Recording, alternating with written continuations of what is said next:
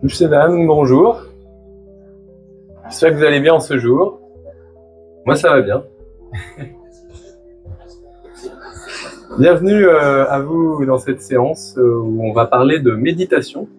Et aussi le thème du jour, être heureux par la méditation, joyeux, joyeuse parmi les malheureux, malheureuses. Alors, voilà.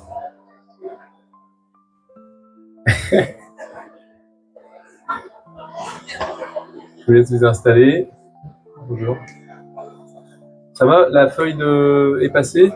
Faites passer aux personnes éventuellement et puis vous pouvez vous inscrire pour recevoir des informations concernant la méditation et puis voilà, rester en contact si le sujet vous parle. Une feuille qui circule, voilà. Merci à vous.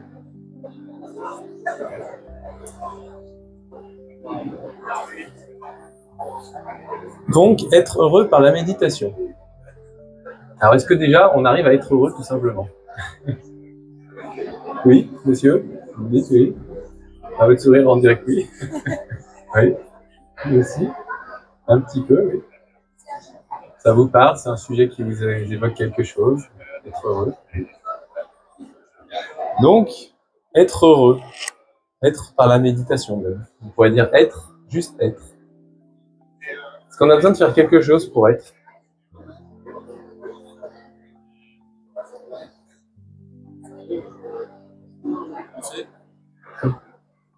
Faut penser. Je pense donc je suis. Vivre. Oui. Et quelqu'un, autre chose? Qu'est-ce qu'il y a besoin de faire pour être heureux? Ou pour être, tout simplement? Être présent. Ok. Respirer, dit monsieur. Jeter sa télé pour la fenêtre. Jeter sa télé pour la fenêtre. Ok. Madame, écouter de la musique. Ouais. D'accord. Ok.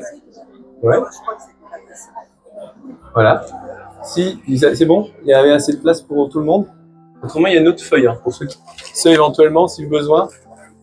Voilà, je mets là. Si vous avez besoin, c'est là. Voilà. Et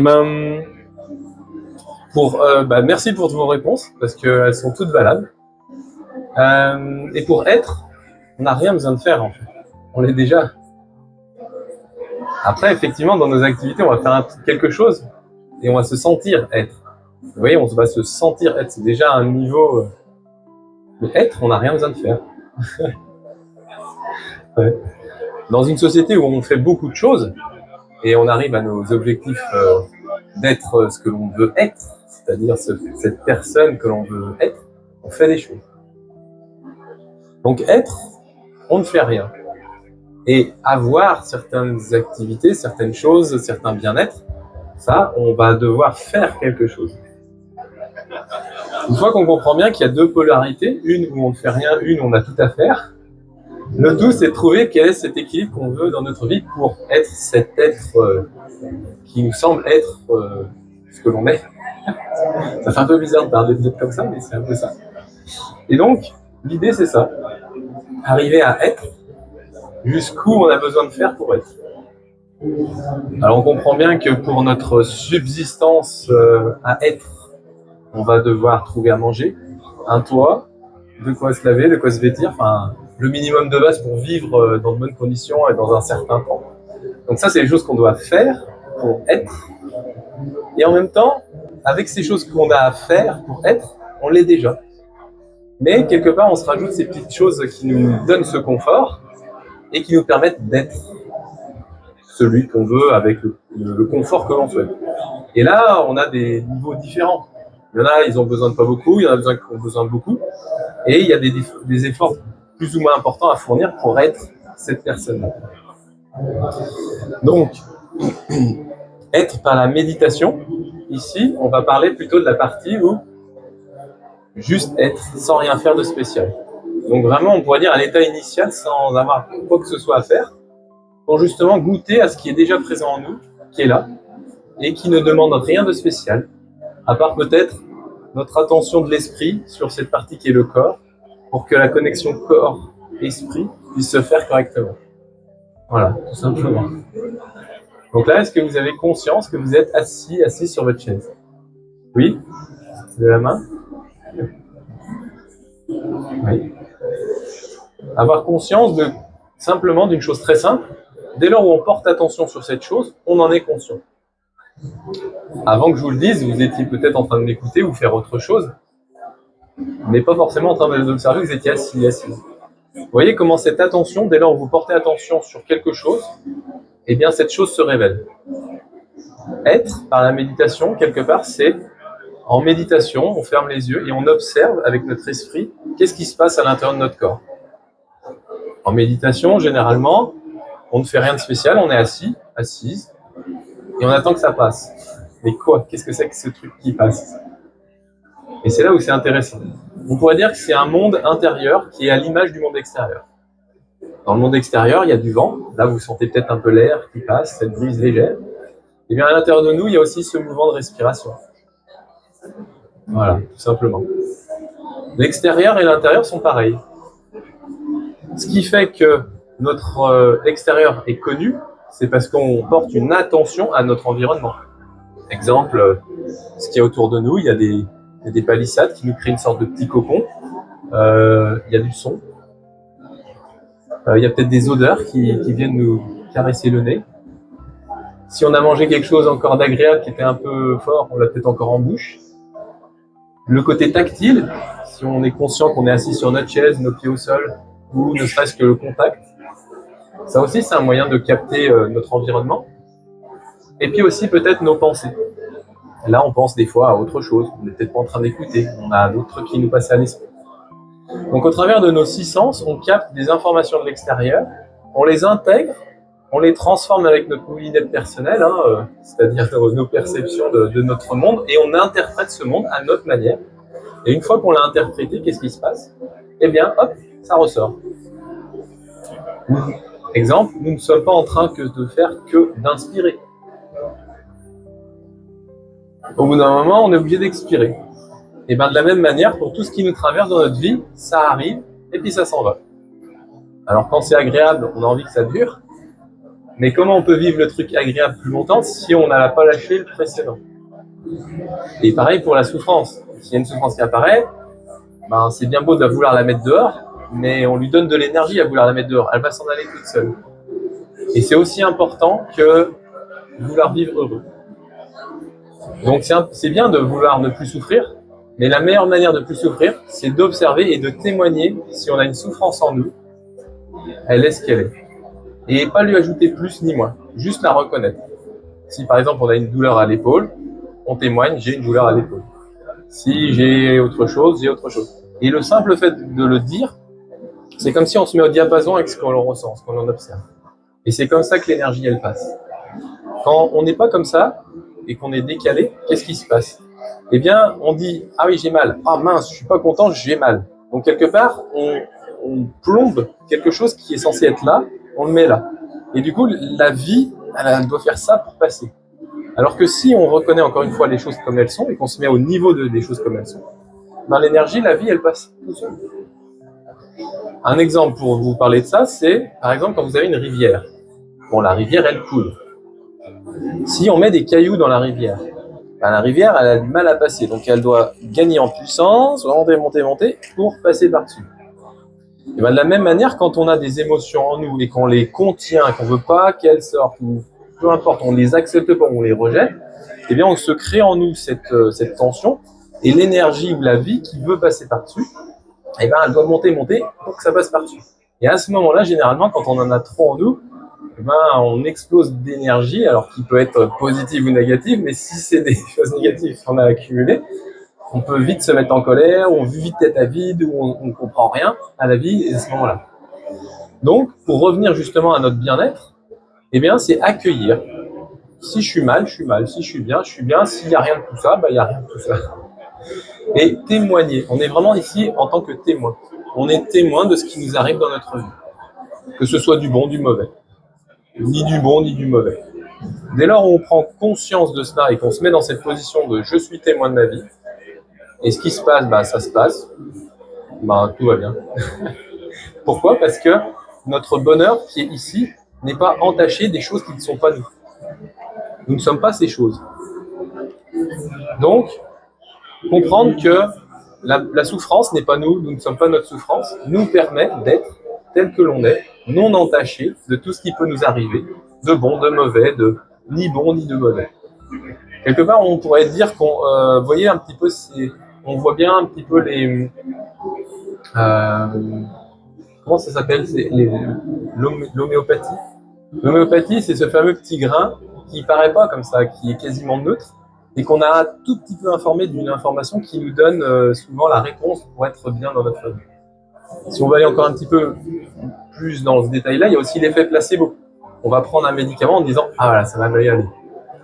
Donc on voit bien qu'à un moment donné, il y a quelque chose qui nous conditionne et qui nous fait croire quelque chose. Dès lors où on lâche toutes les conceptions qu'on peut avoir de la maladie comme du remède et qu'on accueille que c'est comme ça, eh ben, on fait ce pas de côté ou de recul par rapport à nous-mêmes et on est. Je vais prendre un exemple peut-être qui peut parler à tout le monde, c'est les pensées. Vous avez tous un certain nombre de pensées qui vous traversent l'esprit.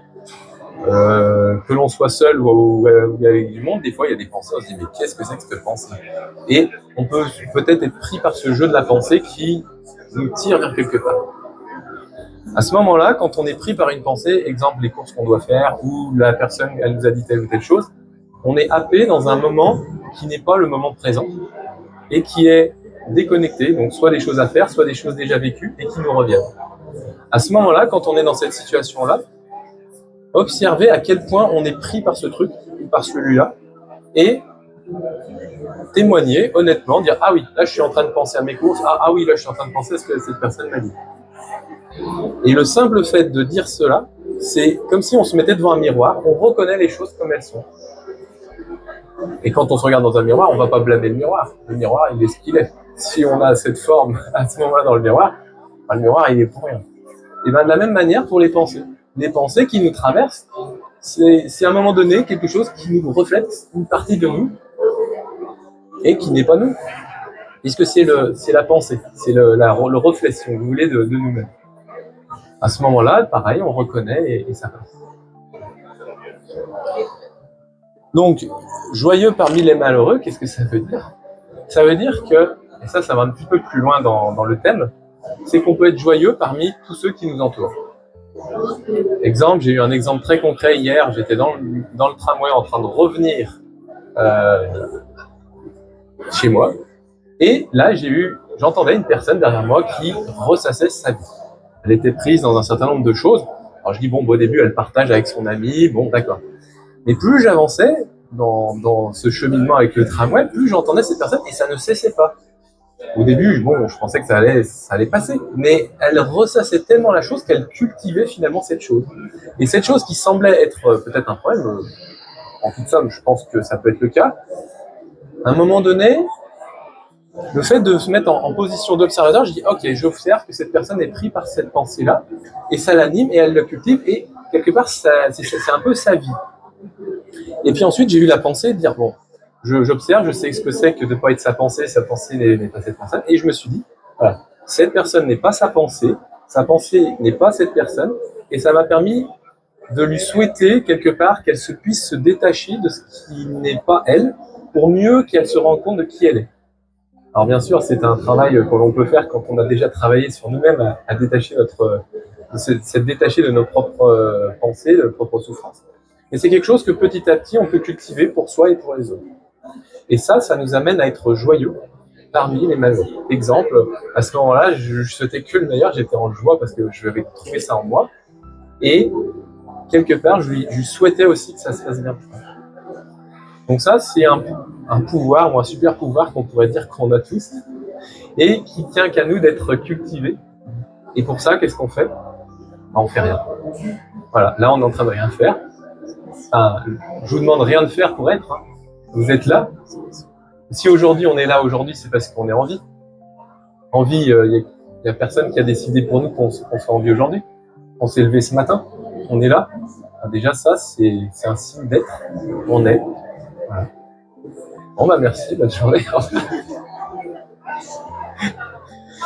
Donc voilà, être c'est ça, tout simplement.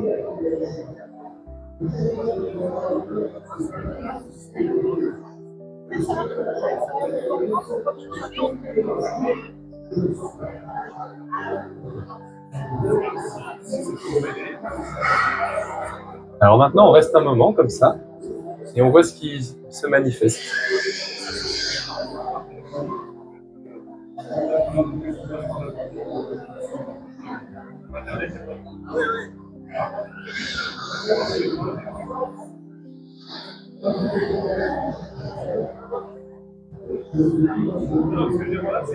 Honnêtement, qu'est-ce qui se passe là maintenant? Oui?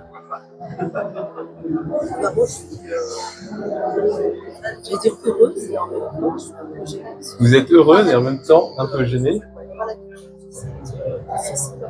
Pas d'habitude de ce silence? Écoutez ce que vous avez dit, ça m'a. Vous avez écouté ce que j'ai dit? Ça vous a rappelé?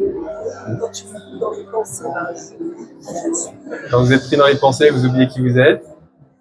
et le fait de dire, bah voilà, de remettre à sa place chaque chose, Et remettre les choses à chaque place, chaque chose. Ça vous a fait sourire. Et ça vous a fait du bien. Ok. Et en même temps, il y a silence. Et là, il y a eu le silence. Le silence m'a un petit peu effrayé, comme disait madame. Et le silence a un peu effrayé, vous a un peu effrayé madame. Est-ce qu'il y a des personnes comme madame? Oui. Ça fait peur, le silence? D'autres personnes? Merci à vous. Oui? Vous, ça apaise. Il vibre ce que l'on aimait. Ok, intéressant. Ça vous a apaisé, ça vous a senti un peu de paix. Ok. J'attendais la suite. Merci. J'attendais la suite. Vous étiez dans l'attente de la suite. Ok. C'était à présent, c'était reposant. Vous attendiez la suite. D'accord. Quelqu'un d'autre? Merci. Oui? Vous étiez bien calme et pollué par les bruits extérieurs. Oui, monsieur, pareil. Un peu bruyant, oui. D'accord. Ok. Alors, je vous avoue que vous êtes quand même des super-héros. Parce que, honnêtement, héroïne, hein, ça marche dans les deux sens. Parce qu'en fait, là, vous êtes dans les conditions les plus intenses pour pratiquer une méditation. Voilà, là, c'est le plus, si vous voulez. Normalement, on arrive ici, on est censé déjà avoir bien médité pour pouvoir méditer dans des conditions très, très bruyantes. J'avoue que c'est très bruyant. Et y trouver un bien-être.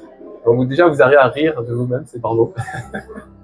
Et effectivement, je dis ça en rigolant, mais et en même temps, on fonctionne beaucoup comme ça. C'est-à-dire qu'on se met vite dans le bain et on oublie que d'abord, on doit commencer par soi. Méditer, si vous voulez méditer correctement, une des meilleures manières pour méditer, c'est tranquillement, dans une pièce au calme, pas de bruit, pas de distraction possible, que ce soit des personnes, des téléphones ou que sais-je. Voilà. Et là, à ce moment-là, vous pouvez commencer à méditer.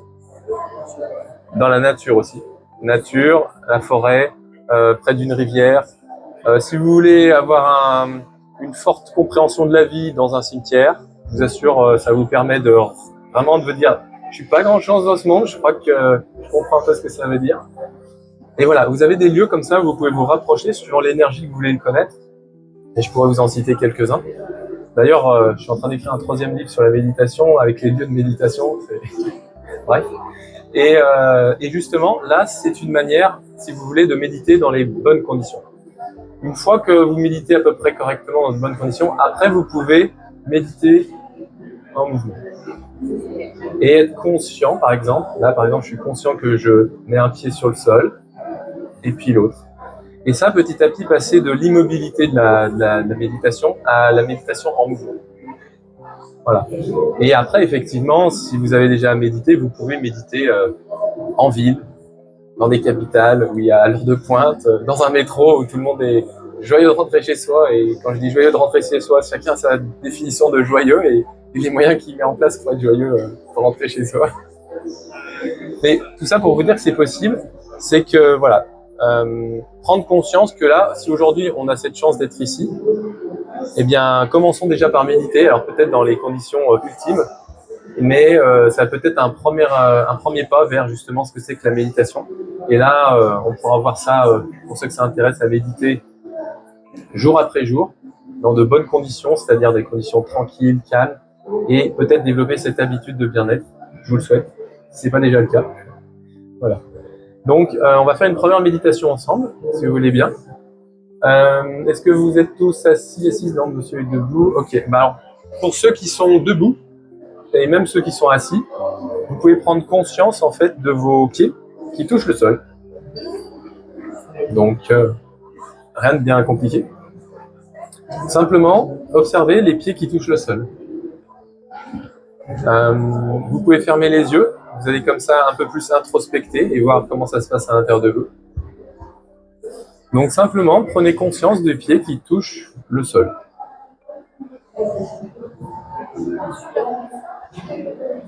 Observez l'ensemble de la zone de contact de votre pied au sol. Et pour ceux et celles qui sont assises, vous pouvez aussi observer vos fesses qui touchent la chaise.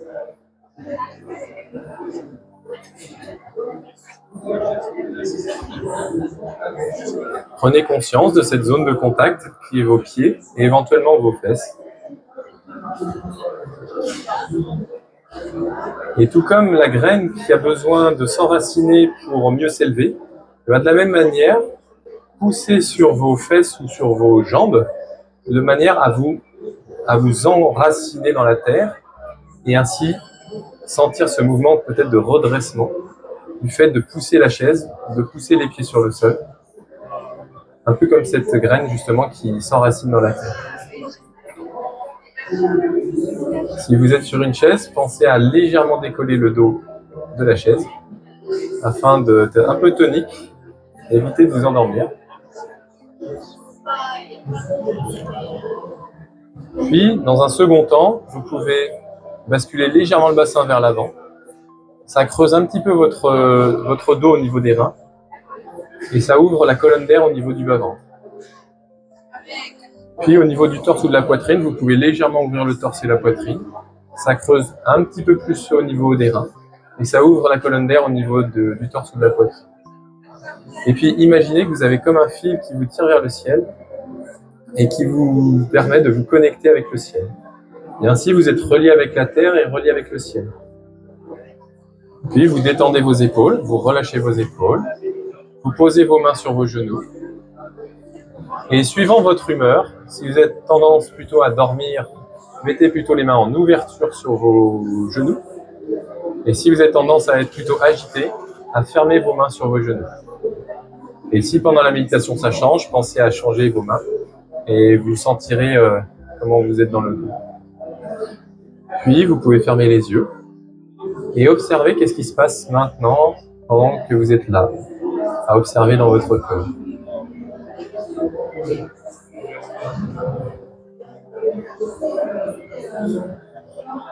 Peut-être il y a un mouvement physique au niveau du ventre. Peut-être il y a aussi le contact de vos vêtements avec le corps. Observez cela pendant un moment, le contact principalement des vêtements avec le corps.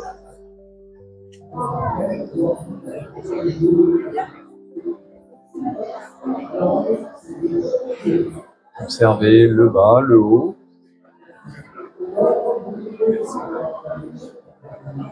Prenez conscience de ces zones de contact de vos vêtements avec votre corps.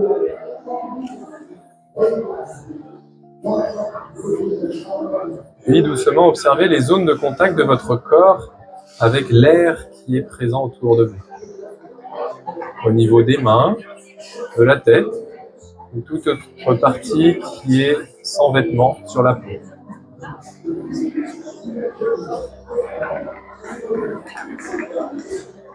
Peut-être sur les parties de votre corps qui sont dénudées, vous pouvez sentir l'air frais qui peut éventuellement être en contact avec vous.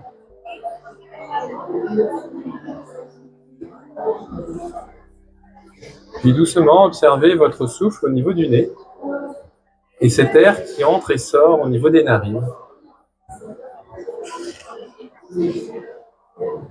Nous observons à l'inspiration l'air qui entre dans nos narines et à l'expiration l'air qui en sort. Nous observons que ce mouvement de respiration est naturel et n'est point forcé.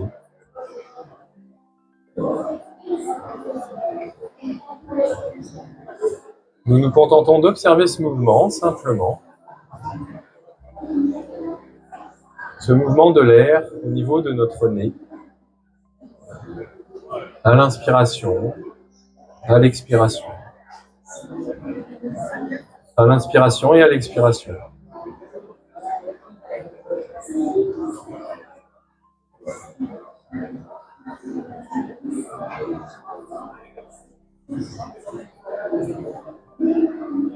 Puis nous observons un petit peu cet air qui entre dans nos narines et nous observons la sensation de cet air.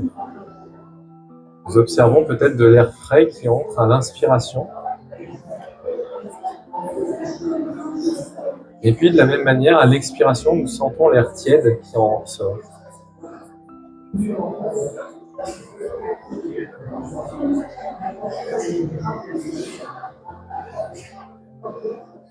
Nous observons un moment cette sensation qui est le résultat de l'air qui entre au niveau de nos narines et qui provoque un frottement et dont ce frottement se traduit par une sensation qui à l'inspiration est de tendance à être une sensation de frais et à l'expiration une sensation de type tiède.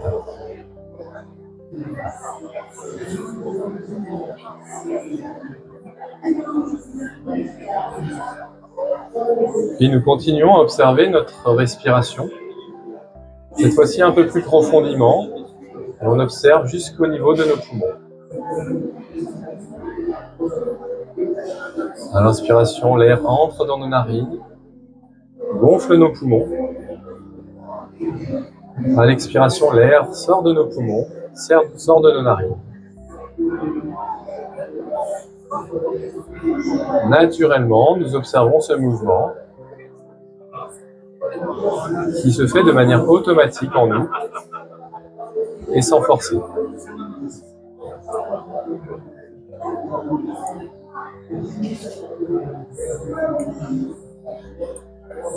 Nous observons depuis le début de l'inspiration jusqu'à la fin de l'inspiration dans son ensemble, puis du début de l'expiration jusqu'à la fin de l'expiration dans son ensemble.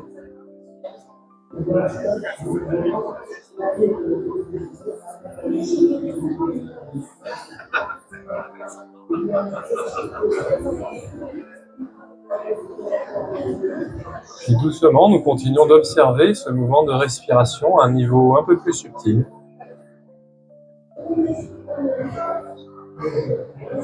Pour cela, nous observons l'air qui entre dans nos narines, qui arrive au niveau de nos poumons. Et puis également, nous observons le mouvement de gonflement du ventre à l'inspiration. Et puis à l'expiration, le dégonflement de notre ventre, le dégonflement de nos poumons et l'air qui sort de nos narines.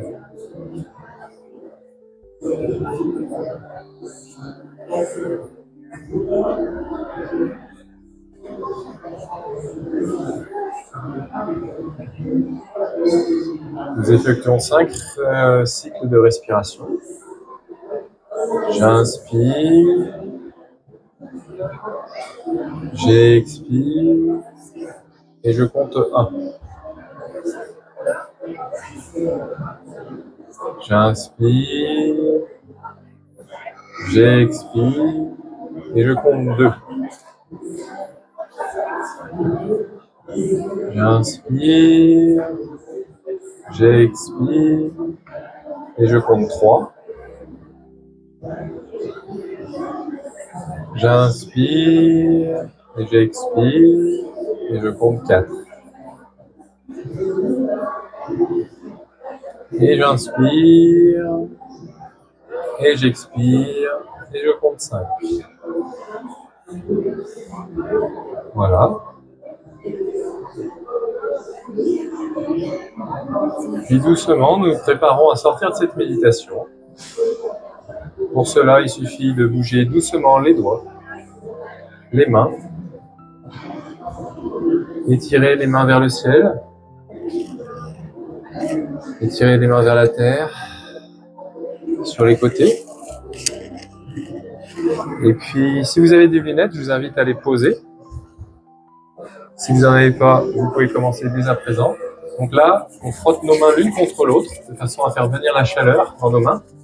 On garde les yeux fermés. Et une fois que nos mains sont très très chaudes, on les pose sur nos paupières fermées et on respire 3 fois par le nez. De manière naturelle.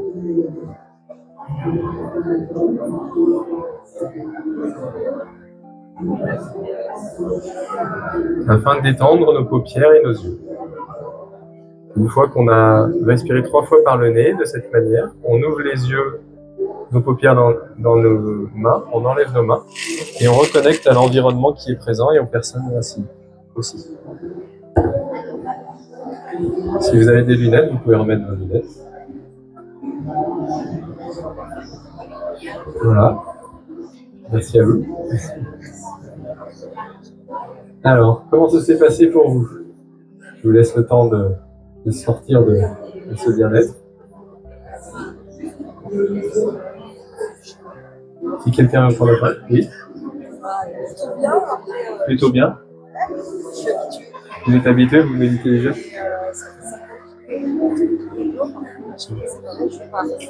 Ça fait 5 ans. Ouais. Ouais, donc ça fait 5 ans que vous méditez et de temps en temps vous partez. Oh, même encore maintenant, ouais. Oui. Vous pensez à demain, oui. J'accueille, je repasse, et vous revenez. Voilà, dès que vous voyez, ah oui, je suis parti, hop, vous revenez. Super. Bravo. Pour l'ancrage, ce que vous pouvez faire, c'est bien penser à pousser les fesses, justement pour la partie physique, pour justement que l'esprit, il ait tendance à observer la partie physique et qu'il revienne. Ça, c'est un moyen d'ancrage qui... Ouais. Merci à vous. Oui, monsieur? Moi, j'étais bien dès le début. Vous étiez bien dès le début, oui. Je me sentais fatigué. Vous vous sentiez fatigué, vous sentiez partir dormir, ouais. C'était un petit peu... Vous avez un peu une lutte, parce que j'avais vraiment envie de dormir, de laisser aller. De laisser aller. De me concentrer sur une partie spécifique, de vraiment de laisser aller. De laisser aller, ok. Puisque vous dites avoir un petit peu envie de dormir, est-ce que vous avez pensé à mettre les mains en ouverture ou vous les avez déjà? Non, justement, j'étais comme ça. Ah, vous étiez comme ça? Vous avez parlé, je les ai... Oh, super, ouais, voilà. Ça n'a pas changé? Ok. Alors dans ce cas-là, si c'est pareil, ce que madame, c'est bien penser à pousser les fesses contre le sol pour justement ramener l'ancrage. Et après, c'est vrai que si vous avez tendance à dormir, décoller un peu le dos du dossier pour justement être un peu tonique. Et après, c'est peut-être un repas léger, ça compte aussi. C'est vrai que là, on le fait juste après manger, donc je pense qu'il y a autre chose aussi. Ça. Et, ok, merci. Oui, une question pour les mains? Oui. quand ça s'endormit à l'extérieur avec une poche. Oui, alors, madame pose la question par rapport aux mains, pourquoi les mettre en ouverture ou en fermeture? Alors, la raison est simple, c'est que dans nos mains, on a des chakras, donc des points d'énergie sur lesquels de l'énergie peut circuler. Quand on a tendance à dormir, c'est généralement qu'on a besoin d'énergie pour récupérer. Donc, le fait de mettre les mains en ouverture, ça permet de recevoir de l'énergie. À l'inverse, si on a tendance à être agité, j'ai vu que certaines personnes avaient les mains en fermeture, quand on est agité, on n'a pas besoin de plus d'énergie, donc on ferme pour dire non, c'est bon, j'ai assez, et j'ai déjà travaillé avec l'énergie que j'ai à l'intérieur de nous. Voilà la raison. Quelqu'un veut partager? Madame?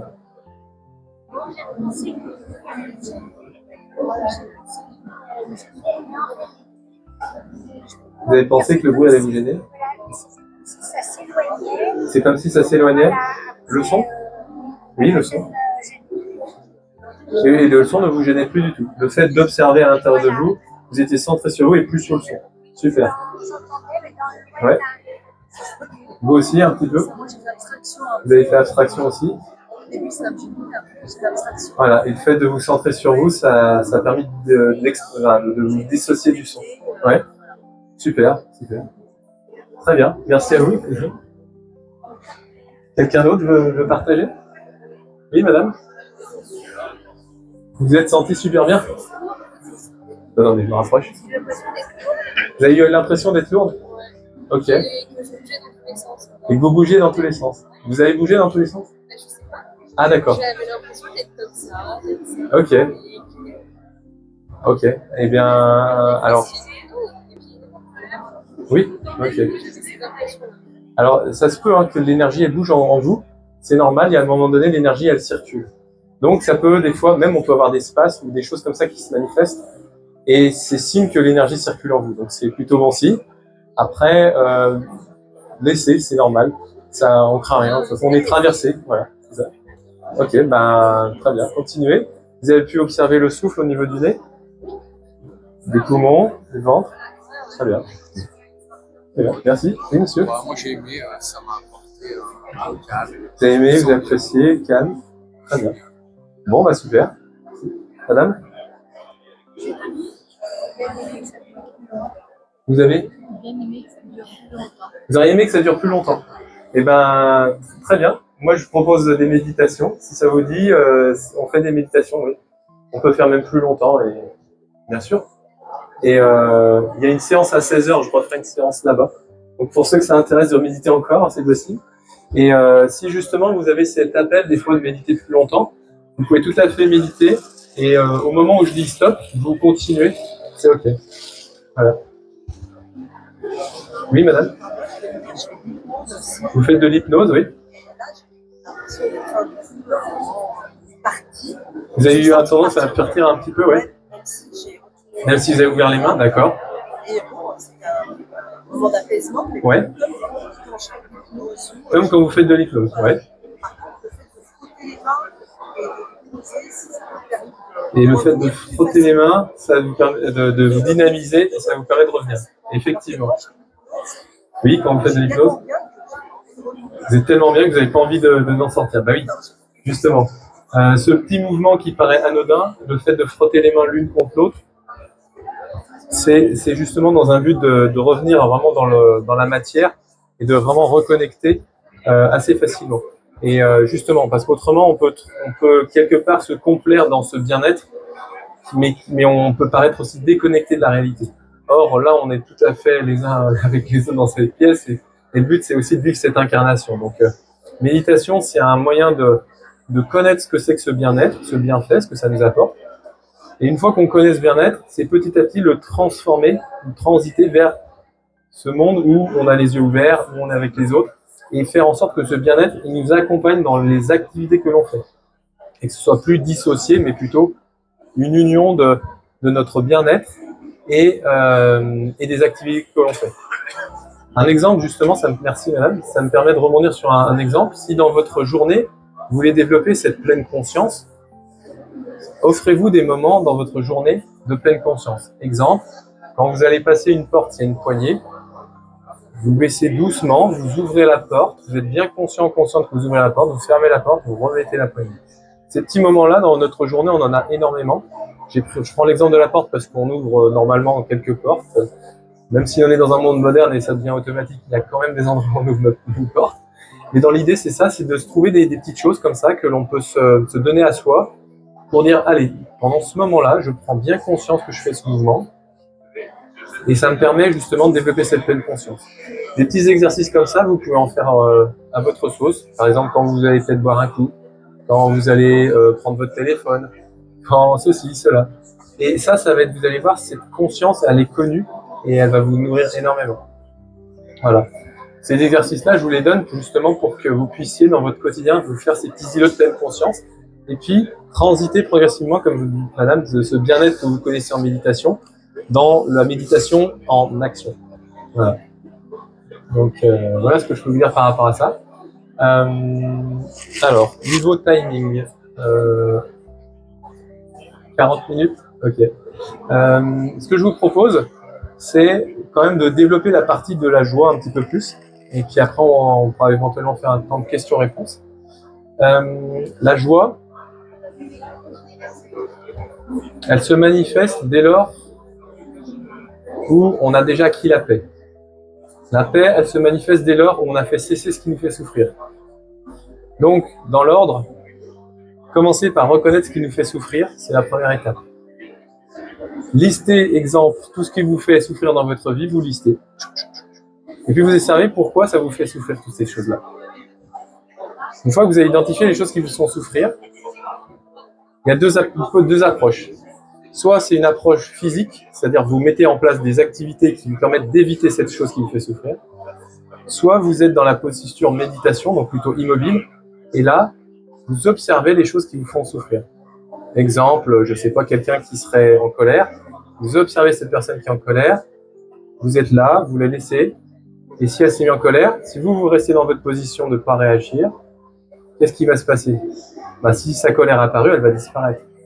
Et donc, naturellement, vous allez rester vous-même et laisser la personne là où elle est avec sa colère. Donc ça, c'est l'approche plutôt méditative. Une fois que vous avez listé un petit peu les choses dans votre vie qui vous font défaut, et que vous y réagissez soit par l'action, soit par l'inaction, en principe, la solution d'après, c'est que ça ne se reproduit plus. Pourquoi? Parce que vous avez développé cette posture. Et ça vous permet d'acquérir la paix ou l'apaisement, la cessation des souffrances. Bien sûr, ça ne nous empêche pas de rencontrer encore des personnes qui pourraient vous être désagréables ou des choses que vous n'aimeriez pas. Néanmoins, votre posture fait que vous ne vous énerverez plus, si on prend l'exemple par rapport à de la colère. Et le fait de simplement ça, c'est la fin de vos souffrances. Une fois que vous avez mis fin à vos souffrances, vous acquérez donc cet état de paix qui est juste génial. Enfin, déjà, vous pouvez vous détendre dans une foule comme ça, se dire qu'on peut être détendu, c'est possible. Voilà. Et ça, c'est le premier niveau, l'apaisement. Et qu'est-ce qui se passe une fois qu'on est dans l'apaisement? Il y a cette joie spontanée. On a cette envie de dire « Ah oui !» Et puis, des idées qui peuvent nous venir. En méditation, si vous méditez suffisamment longtemps, vous allez voir, si vous trouvez la paix en vous, vous allez avoir des idées pour votre travail, pour vos passions, pour tout ce que vous voulez réaliser, ça va se manifester. Ça va popper et dire « Ah oui, tiens, je pourrais faire ça, je pourrais faire ça. » Et si vous avez un peu l'esprit créateur, l'envie d'entreprendre, vous mettez en place ça dans le faire, c'est faisable. Maintenant, dans la posture méditation, ces joies-là, vous pouvez les observer sans forcément les réaliser et juste observer « Ah oui, ça c'est plaisant comme pensée. Ça c'est plaisant comme idée, j'aimerais bien réaliser ça. » Et juste se satisfaire de cette pensée qui est juste joyeuse. Et ça, c'est, après la paix, la joie. Une fois que vous arrivez à la joie, effectivement, toute pensée peut être une source de joie. C'est difficile de voir la joie, par exemple, quand on a on ressasse quelque chose du passé et qui nous a fait beaucoup de mal. On se dit, mais comment je peux trouver la joie là-dedans? Et pareil, on reprend le système des étapes. Il y a quelque chose qui me fait souffrir. Ok, je reconnais cette chose qui me fait souffrir du passé.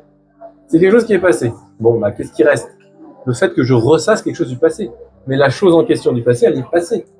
Donc celle-ci, elle est déjà même plus en question. Et là, on se retrouve dans la phase où c'est nous-mêmes qui alimentons cette chose du passé. Et quelque part, c'est nous-mêmes qui faisons que cette réalité, elle continue d'exister. Donc le fait de reconnaître ça, de dire, ah oui, en fait, là, je suis juste en train de ressasser un truc qui est fini. Bon, qu'est-ce que j'en fais? Je continue ou je me lâche la grappe ou je continue? Et à un moment donné, il y a cette évidence de dire, bon, bah c'est bien, mais bon, mon énergie, je préfère la mettre dans autre chose. On passe autant de temps à mettre notre énergie dans quelque chose qui ne va pas que dans quelque chose qui va bien. Après, c'est une question de dire, ok, je crois que j'ai ma coupe de choses qui vont mal, c'est bon, je vais la laisser, je vais remplir ma coupe de choses qui vont bien.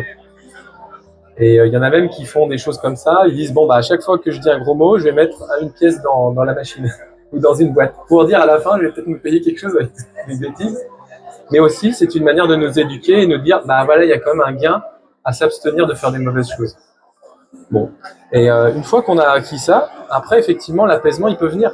Parce qu'on a reconnu notre posture de là où on en est, on est conscient qu'on se crée notre propre souffrance, comme on se crée nos propres bonheurs. Et là, à ce moment-là, on peut se dire, ok, maintenant, cette énergie que j'ai à ressasser le passé, eh ben, je peux me dire, bon, la leçon, c'est que ça m'a appris que le truc, il est passé, ça sert plus à rien d'y penser, que si j'y pense, c'est que là, j'ai juste de l'énergie que je sais pas quoi en faire, et qu'il me manque un projet pour la mettre dans quelque chose. Donc, quelque part, je suis en fait dans l'observation que je suis en train de me connaître. Ok, je me connais. Et l'étape d'après, si j'ai un désir pour quelque chose, alors là, oui, effectivement, l'énergie aura changé. Elle sera passée de je me plains à j'ai envie. Donc, le premier, c'est la plainte. Le deuxième, c'est l'envie. Si on reste dans la posture de méditation, on observe que c'est de la plainte, on observe que c'est de l'envie. À la plainte, on n'y réagit pas, puisque c'est apparu, ça va disparaître. À l'envie, si elle est parue, ça va disparaître. Et on peut justement rester comme celui qui est sur la berge et qui voit la rivière qui coule avec une feuille qui passe. Et ben, il ne va pas monter sur la feuille, il la laisse passer. Et ben, de la même manière, nous, on peut laisser passer nos désagréments comme nos bonheurs. Et si on a envie d'en saisir un, bah, c'est de notre choix et on va en faire quelque chose. Et fondamentalement, notre posture d'observateur en méditation, c'est « Ah oui, je reconnais que j'ai ceci. Ah oui, je reconnais que j'ai cela. » Et puis s'en satisfaire, pas plus, pas moins. Dans cette posture de neutralité, le fait d'observer les choses telles qu'elles sont, qu'est-ce qui se passe? Dans cette reconnaissance exacte des choses comme elles sont, on est aligné comme esprit. On voit la réalité comme elle est. On ne lui surimpose pas une couche d'émotion, on ne la nie pas non plus, on ne dit ni l'un ni l'autre, on est simplement témoin. Alors voilà, si vous, dans votre vie, l'équilibre c'est important, et ben voyez comment l'équilibriste il fait. Il n'est pas trop à vouloir ressasser les choses du passé, il n'est pas trop à se projeter non plus dans l'avenir, sinon il ne tient pas sur son fil. Et généralement, quand il est sur le fil, c'est maintenant, c'est pas avant, c'est pas vrai. Donc voilà, notre vie elle est équilibrée comme ça. Entre l'être et le faire, c'est important. Si on est trop dans l'être, on peut des fois partir, planer, croire en plein de choses. Si on est trop dans le faire, on peut être vraiment plombé, oublier de prendre plaisir à la vie. Et donc l'idée, c'est d'être avec ces choses que l'on fait du monde et trouver cet équilibre. Une fois qu'on trouve cet équilibre, c'est ce que Bouddha avait enseigné, la voie du milieu, et bien alors à ce moment-là, on prend à la fois plaisir à la vie, avec des choses qui sont très concrètes pour les uns et pour les autres, et ça nous apporte un bien-être, une joie, et justement, la joie. La joie de faire des choses qui nous plaisent et qui nous rendent heureux. Voilà. Donc merci de m'avoir suivi là-dessus, merci à vous d'être venus. Si vous avez des questions, n'hésitez pas, je suis prêt à y répondre. Pour ce qui est de mes activités en quelques mots, moi de mon côté, avant d'enseigner la méditation et puis la sagesse comme aujourd'hui, j'étais dans des centres bouddhistes pendant plus de 10 ans, où j'ai appris la méditation auprès de grands maîtres comme le vénérable Thich Nhat Hanh, donc un maître vietnamien qui a enseigné en France, près de Bordeaux, au village des Pruniers. Pardon. Et puis ensuite, dans d'autres centres, comme le centre de méditation Kadampa, vers Le Mans. Et donc, j'ai pratiqué la méditation pendant plus de 10 ans. Et là, j'ai vraiment travaillé sur moi-même. J'ai laissé l'informatique, qui était mon métier de base, pour la méditation. Et petit à petit, j'ai intégré ce bien-être jusqu'à atteindre l'éveil, comme certains maîtres pourront vous le dire. Un état où le bien-être ne cesse. Donc ça fait 8 ans que ce bonheur ne cesse en moi et c'est possible de s'éveiller. Et je le souhaite à tous parce que c'est notre but à tous de s'éveiller. Voilà. Donc à la suite de ça, j'ai créé une entreprise pour la méditation. Et pour ceux qui veulent méditer, il y a un programme qui est très simple, 21 jours pour apprendre à méditer. Et chaque jour, vous recevez une méditation. Le soir, on fait un débriefing de 10 minutes ensemble. Et chaque jour, je vous accompagne jusqu'à mettre en place une habitude de méditation. Et là, à ce moment-là, vous avez les acquis pour méditer après vous-même, idéalement. Voilà. Merci à vous. Encore merci. Et bonne continuation, bonne pratique. Puissiez-vous être heureux en ce monde. Et voilà.